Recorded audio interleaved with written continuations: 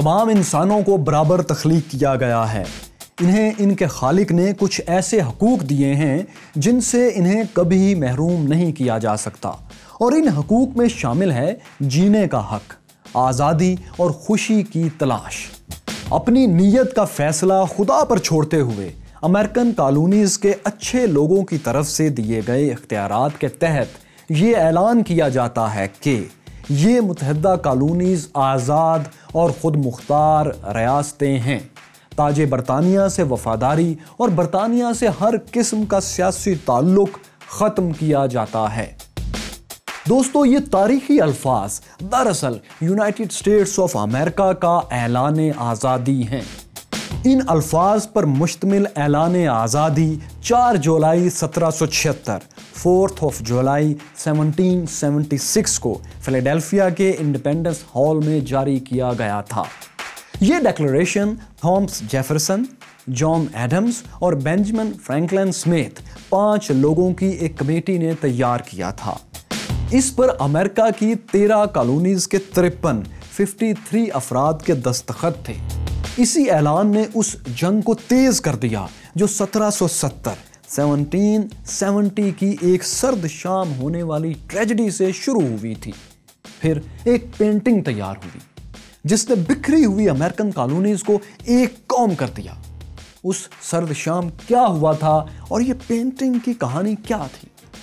मैं हूं फैसल उड़ैश और देखो सुनो जानो की हिस्ट्री ऑफ अमेरिका सीजन 2 की पहली किस्त में हम आपको यही सब दिखा रहे हैं।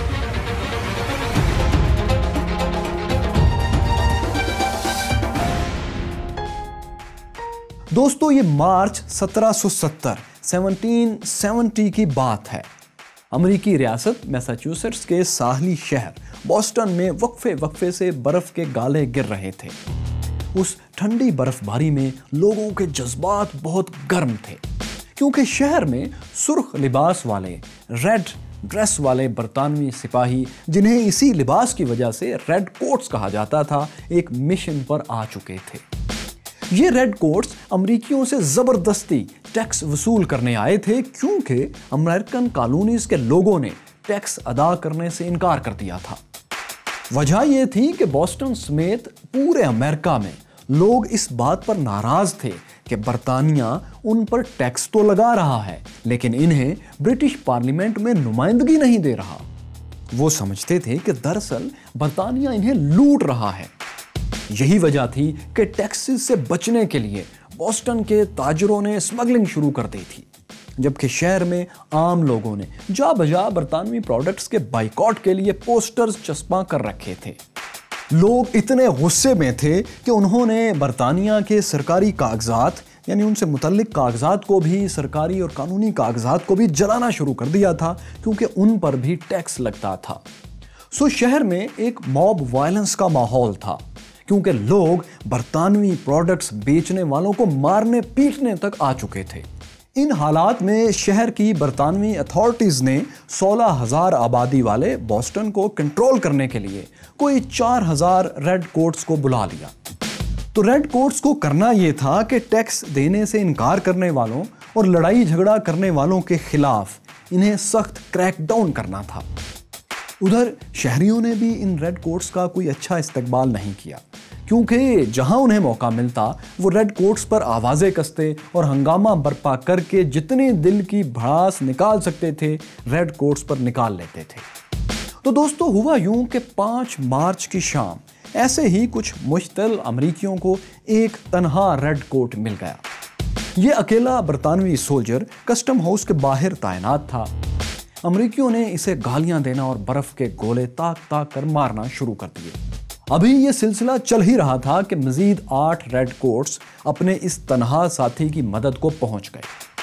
मजीद रेड कोट्स को देखकर पहले से गुस्से में बिफरा हजूम और बिफर गया। उन्होंने रेड कोट्स को चैलेंज करना शुरू कर दिया कि हिम्मत है तो हम पर गोली चला के दिखाओ।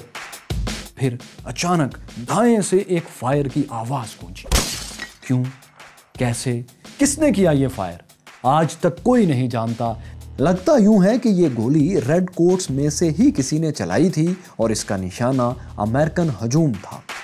फिर पहली गोली फायर होते ही बाकी रेड कोट्स की बंदूकों के मुंह भी खुल गए।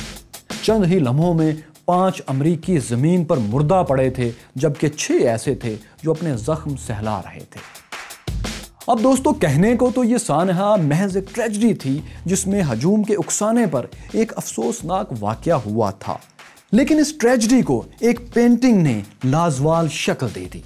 ये पेंटिंग बॉस्टन के एक आर्टिस्ट हेनरी पैलम ने बनाई थी, जिसमें बरतानवी फौजियों को नहत्ते अमेरिकन्स पर गोली चलाते दिखाया गया था।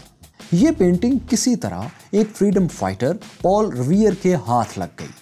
उसने इस पेंटिंग का डिजाइन लकड़ी पर बनाया और इसकी नकलें तैयार करके इन्हें हर तरफ फैलाना शुरू कर दिया। इसकी नकलों पर लिखा था ब्लडी मैसेकर, यानी खूनी कत्लेआम। तो दोस्तों, ये पेंटिंग और बॉस्टन की इस ट्रेजेडी की खबरें अमेरिकन अखबारात में शाया होने लगी और तमाम अमेरिकन कॉलोनीज में फैलने लगी। इस पेंटिंग ने अमेरिकन कॉलोनीज को जो पहले तकसीम थी एक कॉमन काज दे दिया, बरतानिया की मुज़ाहमत का काज, और यूं अमेरिकन कॉलोनीज एक कौम में ढलने लगी। दूसरी तरफ अंग्रेजों ने गुस्से में भरे अमेरिकन को मुतमईन करने की भरपूर कोशिशें शुरू की। बॉस्टन में नहत्ते शहरियों पर गोली चलाने वाले फौजियों को गिरफ्तार करके इन पर मुकदमात चलाए गए। दिलचस्प बात यह है कि इन फौजियों का दिफा अमेरिकन वकील जॉन एडम्स ने किया, जो बाद में बरतानिया के खिलाफ आज़ादी की जद्दोजहद करता रहा और फिर अमरीकी सदर भी बना। तो हुआ यूं कि जॉन एडम्स ने अदालत में इन फौजियों को बेगुनाह साबित करके इन्हें रिहा करवा लिया। इस मुकदमे के बाद अंग्रेजों ने चाय को छोड़कर अमेरिकन कॉलोनीज पर बाकी तमाम टैक्सेस खत्म कर दिए, लेकिन अमेरिकन्स ने ब्रिटिश प्रोडक्ट्स का बाइकाट उसी तरह जारी रखा और इसका नुकसान एक ऐसी कंपनी को हुआ जिसका निशान तारीख में बहुत गहरा है। ये कंपनी थी ईस्ट इंडिया कंपनी।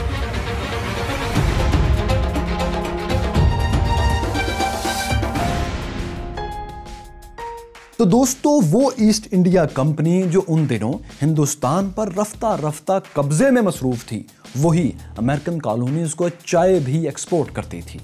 लेकिन जब चाय पर टैक्स लगा तो अमेरिकन्स ने इस कंपनी की चाय का बाइकआउट कर दिया और डच कंपनी से चाय स्मगल करके पीने लगे। इस स्मगलिंग की वजह से ईस्ट इंडिया कंपनी की चाय एक्सपोर्ट होना बंद हो गई और टनों के हिसाब से चाय की पत्तियां इसके गोदामों में गलने सड़ने लगी। अब ब्रिटिश पार्लियामेंट ने यह किया कि ईस्ट इंडिया कंपनी को नुकसान से निकालने के लिए 1773 में टी एक्ट पास किया। इस एक्ट के तहत अमेरिकन कॉलोनीज में चाय बेचने के मुकम्मल राइट्स सिर्फ एक कंपनी यानी ईस्ट इंडिया कंपनी को दे दिए गए।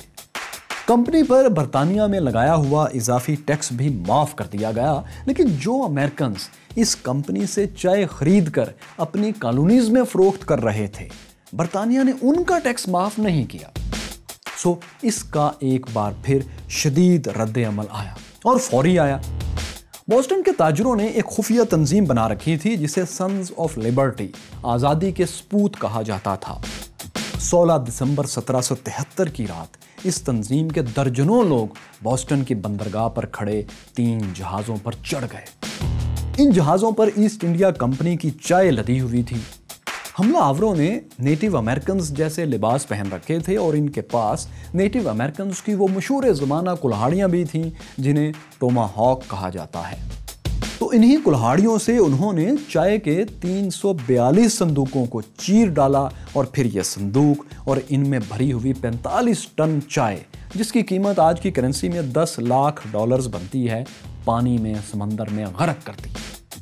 इस वाक़े को तारीख में बॉस्टन टी पार्टी के नाम से याद किया जाता है, यानी बॉस्टन में चाय की दावत। बरतानवी हुकूमत ने इस हमले के जवाब में बॉस्टन की बंदरगाह तिजारत के लिए बंद कर दी और अमेरिका में मजीद सख्त कवानीन नाफिज कर दिए। बरतानवी हुकूमत इस ज़ाया शुदा चाय की कीमत भी अमरीकियों से वसूल करना चाहती थी, लेकिन ऐसा नहीं हुआ, बल्कि 3 माह बाद एक और वाक़या हो गया।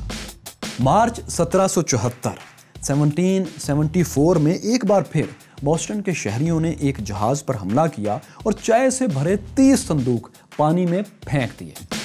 جب اس نئے واقعے کی خبر پھیلی تو دیگر امریکن کالونیز میری لینڈ، نیو یارک اور ساؤتھ کیرولینا کے ہاتھ بھی یہی آئیڈیا آ گیا۔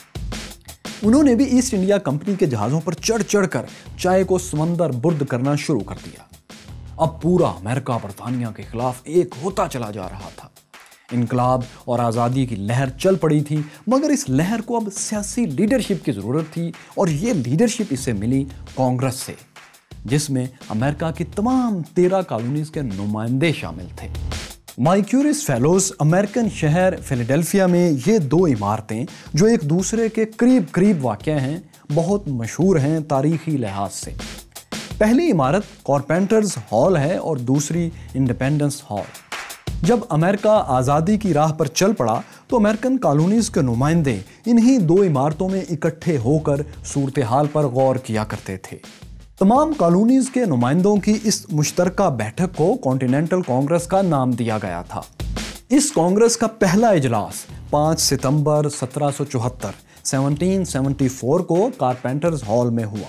اس طرح اس کانگریس کی شکل میں امریکن کالونیز کی اپنی ایک باقاعدہ پارلیمنٹ وجود میں آ گئی، اور اسی نے انقلابی تحریک کو منظم انداز میں لیڈ کرنا شروع کر دیا۔ کانگریس کے پہلے اجلاس میں ورجینیا سے جارج واشنگٹن بھی شریک ہوا تھا۔ تو کانگریس نے ایک اعلامیہ یا ایک ڈیکلریشن جاری کیا جس میں برطانیہ سے مکمل خود مختاری کا، آزادی کا نہیں، مکمل خود مختاری کا مطالبہ کیا گیا، اور یہ بھی کہا گیا کہ کالونیز کے مطالبات پورے ہونے تک برطانیہ کا تجارتی بائیکاٹ جاری رہے گا۔ سب سے اہم اعلان یہ تھا کہ برطانیہ کے مقابلے کے لیے امریکی ملیشیا بھرتی کی جائے گی، یعنی مسلح فورس۔ چنانچہ جلد ہی امریکہ کے کئی علاقوں میں ملیشیا کی بھرتی اور ٹریننگ بھی شروع ہو گئی۔ کانگریس کے پہلے اجلاس کو دوستو زیادہ عرصہ نہیں گزرا تھا کہ طبل جنگ بج گیا اور تاریخی امریکن ریولوشنری وار شروع ہو گئی، اور اس کا اہم ترین اور پہلا محاذ تھا بوسٹن کا محاذ۔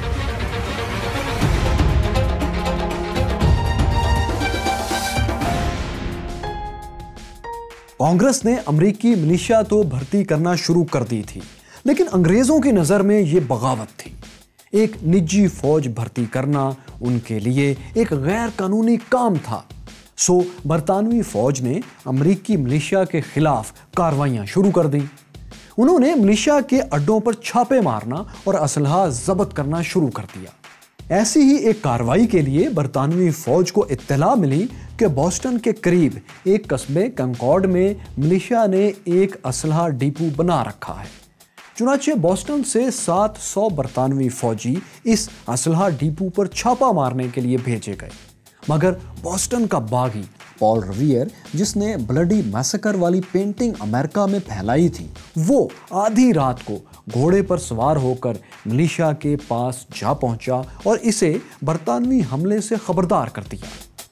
امریکی ملیشیا نے فوری طور پر یہ پلاننگ کی کہ اس کا ایک دستہ برطانوی فوجیوں کو کنکارڈ کے قریب لیکسنگٹن قصبے میں روک لے گا، جبکہ باقی لوگ اسی دوران اسلحہ ڈیپو سے ہتھیار نکال کر لے جائیں گے۔ چنانچہ صبح جب ریڈ کوٹس کنکارڈ جاتے ہوئے لیکسنگٹن سے گزرنے لگے تو وہاں امریکی ملیشیا کے 77 جوانوں نے 77 سولجرز نے ان کا راستہ روک لیا۔ ایک برطانوی میجر نے چیخ کر امریکی ملیشیا کے جوانوں کو حکم دیا، او باغیو، ہتھیار پھینک دو، لیکن ملیشیا نے جواب میں فائر کھول دیا۔ ادھر سے برطانوی فوجیوں نے فائرنگ کی اور ملیشیا کے 8 اہلکاروں کو وہیں ڈھیر کر دیا، جبکہ 7 زخمی ہو گئے۔ باقی جو بچے وہ بھاگ گئے، لیکن ان کے مقابلے میں صرف ایک ریڈ کوٹ کو کچھ زخم آئے۔ ریڈ کوٹس یہ پہلی جھڑپ جیتنے کے بعد بڑے پر اعتماد انداز میں قصبے کنکارڈ پہنچ گئے، لیکن اب انہیں دیر ہو چکی تھی۔ ملیشیا والے اپنی پلاننگ کے مطابق اسلحہ ڈیپو سے اپنے ہتھیار لے جا چکے تھے۔ مایوسی میں ریڈ کوٹس نے خالی ڈیپو کو ہی آگ لگا دی، مگر جب وہ آگ لگا کر بوسٹن جانے کے لیے پلٹے تو ان کے لیے ایک اور سرپرائز تیار تھا۔ امریکن ملیشیا کے 3500 جوان انہیں گھیرے میں لے چکے تھے۔ ان جوانوں نے برطانوی فوج پر، ریڈ کوٹس پر چاروں طرف سے گولیاں برسانا شروع کر دیں۔ برطانوی فوجی افراتفری کے عالم میں بوسٹن کی طرف پسپا ہو گئے، لیکن شہر پہنچنے تک ان پر گولیاں برستی رہیں اور ان کی لاشیں گرتی رہیں۔ جب بھاگتے بھاگتے برطانوی فوجی بوسٹن پہنچے تو ان کے 250 ساتھی ہلاک یا زخمی ہو چکے تھے، جبکہ ان کے مقابلے میں امریکن ملیشیا کے محض 90 لوگ ہلاک یا زخمی ہوئے تھے۔ اس لڑائی سے ملیشیا کے حوصلے اتنے بڑھ گئے کہ انہوں نے بوسٹن کا محاصرہ کر لیا۔ اس لڑائی کی خبر جب فیلاڈیلفیا پہنچی تو کانگریس کے رہنما سمجھ گئے کہ برطانیہ سے اب جنگ، باقاعدہ جنگ شروع ہو گئی ہے اور اسے ایک ڈھنگ سے لڑنے کے لیے ایک تجربہ کار کمانڈر کی ضرورت ہے، اور یہ کمانڈر ان کی بغل ہی میں موجود تھا۔ ورجینیا سے تعلق رکھنے والا جارج واشنگٹن اپنی ریاست کے نمائندے کے طور پر کانگریس کے اجلاس میں شرکت کے لیے آیا کرتا تھا۔ کانگریس کے لوگ جانتے تھے کہ جارج واشنگٹن برطانوی فوج کی کمان میں کرنل کے عہدے پر سرو کر چکا ہے۔ اس کے پاس فرانسیسیوں اور نیٹو امریکن سے لڑائی کا تجربہ بھی تھا۔ چنانچہ 19 جون 1775 کو کانگریس نے جارج واشنگٹن کو امریکن فوج، جو اب کانٹیننٹل آرمی کہلاتی تھی، اس کا کمانڈر ان چیف بنا دیا۔ کہتے ہیں کہ یہ عہدہ ملنے پر جارج واشنگٹن کچھ گھبرایا ہوا تھا، کیونکہ جب اسے کمانڈر ان چیف بنانے کا اعلان کیا گیا تو وہ کمرے سے بھاگ کھڑا ہوا، لیکن کچھ ہی دیر بعد بہرحال اس کے اوسان بحال ہوئے اور وہ سنبھل گیا۔ سو اب اس کمانڈر ان چیف کو اسی برطانوی فوج کا پیچھا کرنا تھا جو ابھی بوسٹن کی طرف بھاگی تھی۔ جارج واشنگٹن کا پہلا مشن امریکہ کا ساحلی شہر بوسٹن آزاد کروانا تھا۔ سو وہ جون 1775 کو اپنے پہلے ٹارگٹ کی طرف روانہ ہو گئے۔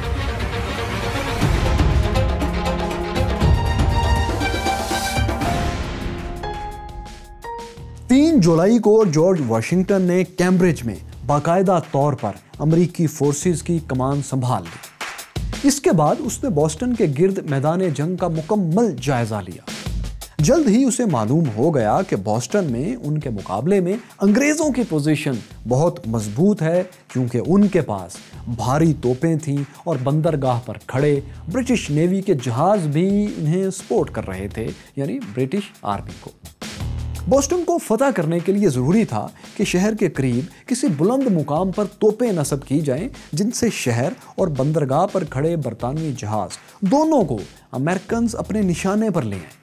ایسے 2 مقامات بوسٹن کے دونوں طرف موجود تھے۔ ان میں ایک جگہ تو یہ تھی جہاں یہ 2 پہاڑیاں بنکر ہل اور بریڈ ہل تھیں، جبکہ دوسری جگہ ڈارچسٹر ہائٹس تھی۔ مگر مسئلہ یہ تھا کہ ان دونوں پہاڑیوں پر، یعنی بنکر ہل اور بریڈ ہل پر، تو انگریزوں نے پہلے سے قبضہ کر رکھا تھا۔ اس جگہ کو ان سے واپس لینا کافی مشکل تھا، کیونکہ انگریزوں کے پاس ہائی گراؤنڈ تھا، جبکہ یہ جگہ یعنی ڈارچسٹر ہائٹس ایسی جگہ تھی جہاں انگریزوں کی نظر سے بچ کر پہنچنا تقریباً ناممکن تھا۔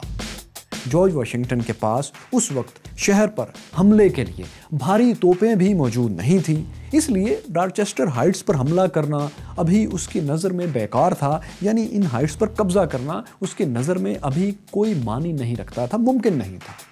یوں بظاہر امریکنز کی پوزیشن بوسٹن میں کمزور تھی، مگر جارج واشنگٹن کے آنے سے پہلے ہی امریکی فورسز نے بوسٹن کو جانے والے سارے زمینی راستے بند کر کے انگریزوں کو گھیر رکھا تھا۔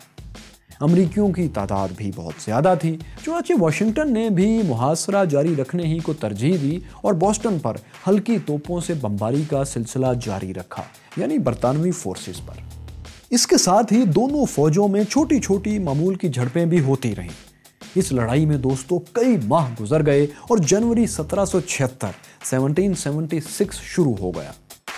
اس ماہ جارج واشنگٹن کو ایک ایسی مدد ملی کہ بوسٹن کی لڑائی میں جو سٹیل میٹ ہو گیا تھا وہ ٹوٹ گیا۔ دراصل جس وقت یہ محاصرہ جاری تھا، عین اسی وقت کئی دوسرے محاذوں پر بھی امریکن فوج برطانوی فورسز سے لڑ رہی تھی۔ تو جنوری 1776 میں ایسے ہی دوسرے محاذوں سے امریکن فوجیوں نے برطانوی فوج سے چھینا ہوا اسلحہ بوسٹن بھیجنا شروع کر دیا۔ برفیلے راستوں پر بیلوں کی مدد سے 50 توپیں بھی کھینچ کھانچ کر بوسٹن پہنچا دی گئیں۔ یہ ایک بہت بڑی مدد تھی جو جارج واشنگٹن کو ملی تھی۔ 4 مارچ کی رات जॉर्ज वाशिंगटन ने एक हीरोइक एक्ट किया। उसने अंग्रेजों को एक सरप्राइज दिया और नाकाबिले यकीन मूव करते हुए शहर के पास इस दूसरे बुलंद मुकाम डारचेस्टर हाइट्स पर तोपें पहुंचा दी और अंग्रेजों के संभलने से पहले ही यहां मोर्चे बनाकर अपनी पोजीशन मजबूत कर ली। अब ये वो जगह थी जहां से अंग्रेजों की मुख्तसर सी फौज और जंगी जहाज दोनों को आसानी से निशाना बनाया जा सकता था। अंग्रेजों ने सुबह आंख खोली और बदला हुआ मंजर देखा तो बोस्टन के दिफा से मायूस हो गए। 17 मार्च को अंग्रेज फौज शिकस्त के बाद बहरी जहाज़ों में बैठकर शहर से निकल गई और अमरीकी फौज को अपनी जंगे आज़ादी में पहली फैसलाकुन फतह मिल गई।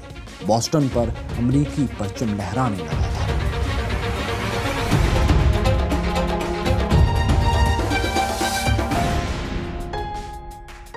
बोस्टन हाथ से निकलने का मतलब था कि बर्तानिया के हाथ से एक अहम तरीन बंदरगाह निकल चुकी है।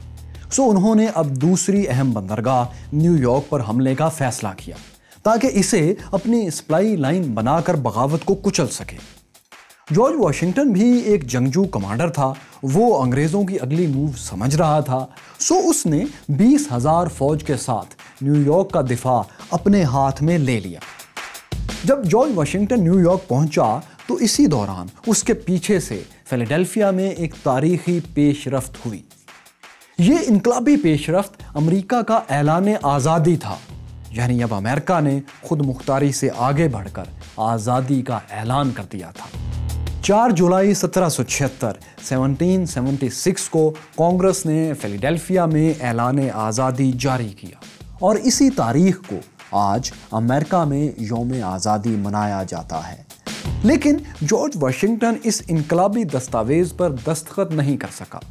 दोस्तों, ऐलान आज़ादी के एक माह बाद अगस्त के महीने में, अगस्त के आखिर में 30,000 से ज़ायद बरतानवी फौज ने न्यूयॉर्क पर हमला कर दिया। ब्रिटिश नेवी का 400 बहरी जहाज़ों का बेड़ा जो भारी तोपों से लैस था वो भी इस लड़ाई में हिस्सा ले रहा था और अपनी ताकतवर तोपों से अमेरिकन्स पर गोले बरसा रहा था। ब्रिटिश नेवी और आर्मी की इस मैसिव ज़बरदस्त फायर पावर ने कुछ ही दिनों में अमेरिकन्स के कुश्तों के पुश्ते लगा दिए और 15 सितंबर तक अंग्रेज़ों ने न्यूयॉर्क रियासत के न्यूयॉर्क शहर पर कब्जा कर लिया। कब्जा तो हो गया, लेकिन जॉर्ज वाशिंगटन ने सही वक्त पर पीछे हटकर अपनी फौज को घेरे में आने से बहरहाल बचा लिया और बड़ी तादाद में अपने सिपाहियों की जानें भी बचा ली।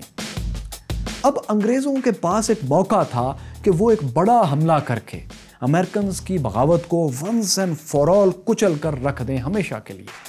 ये हमला अंग्रेजों ने कनाडा की तरफ से करने का प्रोग्राम बनाया क्योंकि यहाँ पर बरतानवी फोर्सेस बहुत स्ट्रॉन्ग थी और ये पहला हमला जो कनाडा की तरफ से किया जाना था, ये हमला अमेरिकी रियासत न्यूयॉर्क पर किया जाना था क्योंकि इस रियासत का मरकजी शहर न्यूयॉर्क सिटी तो अंग्रेज़ों के कब्जे में था, मगर बाकी रियासत उनके कंट्रोल में नहीं थी, उस पर अमेरिकन्स का कब्जा था। अंग्रेज़ों का प्लान ये था कि वो न्यूयॉर्क की बाकी रियासत पर कब्जा करके न्यूयॉर्क सिटी से ज़मीनी राब्ता बहाल कर लेंगे, क्योंकि न्यूयॉर्क सिटी एक जजीरा नुमा था जैसा कि आप नक्शे में देख रहे हैं। और दूसरा फ़ायदा इससे अंग्रेज़ों को ये मिलना था कि अमरीकी रियासतें 2 हिस्सों में बट जाती और अंग्रेज़ों को भरपूर मिलिट्री फ़ायदा मिलता। चुनांचे इस प्लान के मुताबिक जून 1777 में बरतानवी जनरल जॉन बर्गोइन 9,000 फौजियों के साथ कनाडा की तरफ से अमरीकी रियासत न्यूयॉर्क पर हमलावर हो गया।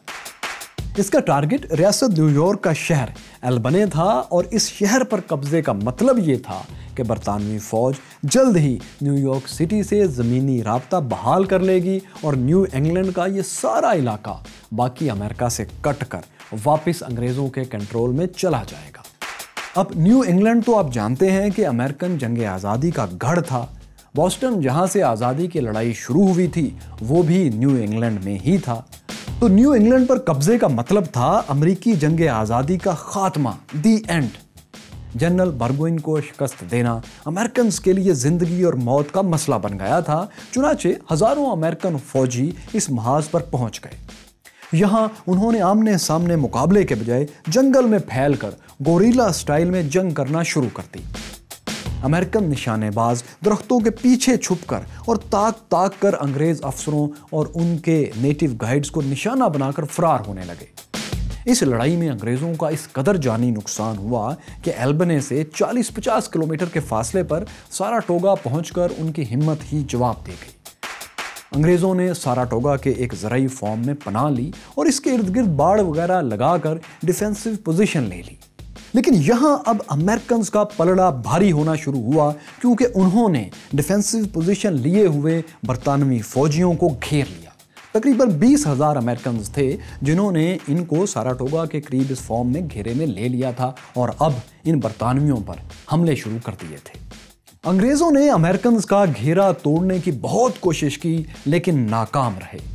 تھک ہار کر جنرل برگوئن نے 17 اکتوبر 1777 کو 5,000 برطانوی فوج کے ساتھ امریکن جنرل گیٹس کے سامنے سرنڈر کر دیا۔ انگریزوں کی یہ شکست امریکن جنگ آزادی کا ٹرننگ پوائنٹ ثابت ہوئی۔ امریکی فوج کی اس کامیابی سے متاثر ہو کر فرانس، اسپین اور نیدرلینڈ، جو برطانیہ کے دشمن تھے اور اس سے ماضی میں شکست کھا چکے تھے، انہوں نے بھی برطانیہ کے خلاف جنگ چھیڑ دی۔ انہوں نے برطانوی فوج کے خلاف امریکہ کے اندر اور باہر مختلف مقامات پر محاذ گرم کر دیے۔ اس کے ساتھ ہی ان کے تجربہ کار سولجرز نے امریکی فوج کی مدد بھی کی، اور یہ مدد انہوں نے کی ویلی فوج کے علاقے میں، جہاں واشنگٹن اپنی فوج کے ساتھ موسم سرما گزارنے آیا ہوا تھا۔ وہ یوں کہ 1777 کی سردیوں میں جارج واشنگٹن 10,000 امریکن فوج کے ساتھ امریکی ریاست پینسلوینیا کے علاقے ویلی فوج آرام کرنے کے لیے چلا آیا تھا، کیونکہ برف باری میں اب جنگ تو ممکن نہیں تھی وہاں۔ مگر ہوا یہ کہ جب برف باری شروع ہوئی تو یہاں اس کی فوج کا جینا حرام ہو گیا۔ سردی، بھوک اور بیماری سے 2,500 امریکی فوجی ہلاک ہو گئے۔ لیکن اس ساری مشکلات کے باوجود ویلی فوج میں امریکنز کو ایک بہت بڑی مدد بھی ملی۔ یہاں فرانسیسی جرنیل مارکس لافیٹ اور ایک سابق German military officer Steve bone نے انہیں انٹرنیشنل سٹینڈرڈ کی تربیت دی۔ چنانچہ جب موسم سرما ختم ہوا تو امریکن فوج، جو یہاں بھوک اور بیماری سے لڑ رہی تھی، اب ایک زبردست ماڈرن فائٹنگ فورس بن کر باہر نکلی۔ اس کے بعد اگلے تقریباً 4 برس تک جنگ میں اتار چڑھاؤ آتے رہے۔ جارج واشنگٹن کی کوشش تھی کہ وہ انگریزوں کی ایک بڑی فوج کو اسی طرح گھیرے میں لے آئے جیسے ساراٹوگا میں جنرل برگوئن کی فوج کو امریکی فوج گھیرے میں لے آئی تھی اور انہیں سرنڈر پر مجبور کیا تھا۔ اور پھر دیکھیے کہ ستمبر 1781 میں انگریز commander general lord Cornwallis Yorktown Virginia میں اس کے گھیرے میں آ گیا۔ اس کے پاس 7,000 سے زائد برطانوی فوج اور بڑی تعداد میں ہتھیار تھے۔ یہ دوستو وہی لارڈ کارنوالیس تھا جس نے بعد میں ہندوستان میں آ کر ٹیپو سلطان سے جنگ لڑی تھی اور پہلی شکست دی تھی۔ تو 1781 میں یہی لارڈ کارنوالیس یارک ٹاؤن میں پھنس چکا تھا۔ جارج واشنگٹن نے 20,000 سے زائد امریکی اور فرانسیسی فوج کے ساتھ یارک ٹاؤن کو گھیر لیا اور اس پر بمباری شروع کروا دی۔ جنرل کارنوالیس کے پاس بچ نکلنے کا صرف ایک راستہ تھا اور وہ تھا سمندر، کیونکہ یہیں سے برطانوی بحریہ کے جہاز اس کی مدد کے لیے آ سکتے تھے۔ مگر 5 ستمبر کو فرینچ نیوی، فرانس کی بحری فوج نے یارک ٹاؤن کے قریب انگریزوں کو ہرا کر یہ سپلائی لائن کاٹ دی۔ دوسری طرف امریکن فوج نے یارک ٹاؤن کے باہر انگریزوں کی ڈیفینسو پوزیشن پر زبردست حملے شروع کر دیے۔ کچھ ہی دنوں میں لارڈ کارنوالیس مایوس ہو گیا۔ 17 اکتوبر کو لارڈ کارنوالیس نے جارج واشنگٹن کو یہ پیغام بھیجا کہ وہ ہتھیار ڈالنے کے لیے، سرنڈر کے لیے تیار ہے۔ ہتھیار ڈالنے کی باقاعدہ تقریب 2 روز بعد 19 اکتوبر کو منعقد ہوئی۔ کارنوالیس بیماری کے بہانے تقریب میں نہیں آیا اور اپنی تلوار اپنے second in command general Charles کو دے کر بھیج دیا تاکہ وہ ہتھیار ڈالنے کی فارمیلٹی پوری کر سکے۔ جب سرنڈر کی رسمی کارروائی پوری ہوئی تو یہ اس بات کا اعلان تھا کہ امریکنز انگریزوں سے فیصلہ کن جنگ جیت چکے ہیں، اب انہیں آزادی سے کوئی نہیں روک سکتا۔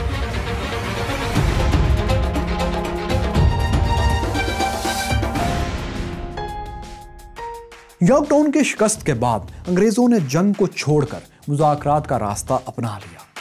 1782 में फ्रांस में मुज़ाकरात शुरू हुए, जिनमें अमेरिका की तरफ से बेंजामिन फ्रैंकलिन, जॉन एडम्स और जॉन जे ने अमेरिकी कांग्रेस की नुमाइंदगी की।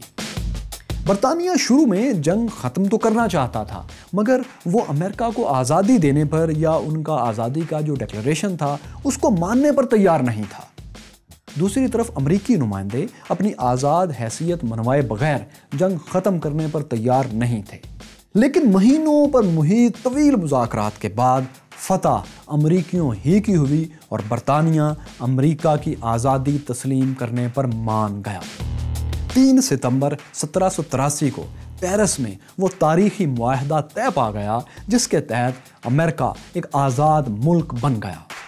इस मुआहदे की सबसे ख़ास बात, इस एग्रीमेंट की सबसे अहम बात ये थी कि बरतानिया ने 1763 में 1763 में फ्रांस से जो इलाके छीने थे, ये इलाके भी बरतानिया ने अमेरिका के हवाले कर दिए। इन इलाकों में मौजूदा ओहायो, मिशिगन और कई दूसरी रियासतों की ज़मीन शामिल थी। अमेरिका को ये इलाके देने के अलावा अंग्रेज़ों को फ्लोरिडा भी स्पेन को वापस करना पड़ा।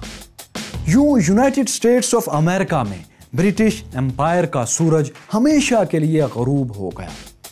पेरिस मुआहदे के बाद अंग्रेज़ों ने न्यूयॉर्क शहर को भी खाली कर दिया और 25 नवंबर 1783 को जॉर्ज वाशिंगटन एक फातहे की हैसियत में न्यूयॉर्क शहर में दाखिल हो गया। पेरिस मुआहदे के 4 साल बाद 1787 में अमेरिका का आइन भी मुकम्मल कर लिया गया। इस आइन के तहत 1789 में अमेरिका के पहले सदारती इलेक्शन हुए और इनमें अमेरिकन जंग आज़ादी के हीरो जॉर्ज वाशिंगटन को पहला सदर चुन लिया गया। जॉन एडम्स, जिसने बॉस्टन के कत्लेआम में मुलव्विस बरतानवी फौजियों को बचाया था, वो अमेरिका का पहला नायब सदर बना। लेकिन दोस्तों, जॉर्ज वाशिंगटन को जो अमेरिका मिला था वो तो आज के अमेरिका से तकरीबन आधा था। तो अमेरिका इस अधूरे से आधे मुल्क से बढ़कर 50 रियासतों पर मुश्तमिल ये वसीओ अरीज मुल्क कैसे बना? अमेरिका की आज़ादी के बाद भी इसकी बरतानिया से दोबारा जंग क्यों हुई? अमेरिका में रहने वाले लाखों नेटिव अमेरिकन्स का क्या हुआ? क्या अमेरिका एक स्टोलन कंट्री या चुराया हुआ मुल्क है? ये सब आपको दिखाएंगे, लेकिन हिस्ट्री ऑफ अमेरिका की अगली किस्त में। अगर आपने दोस्तों हिस्ट्री ऑफ अमेरिका सीज़न 1 अभी तक नहीं देखा तो इसकी तमाम एक साथ देखने के लिए इस प्लेलिस्ट पर क्लिक कर लीजिए। यहाँ देखिए कि मॉडर्न मुस्लिम वर्ल्ड कैसे वजूद में आई और ये रही हिस्ट्री ऑफ पाकिस्तान की ज़बरदस्त कहानी।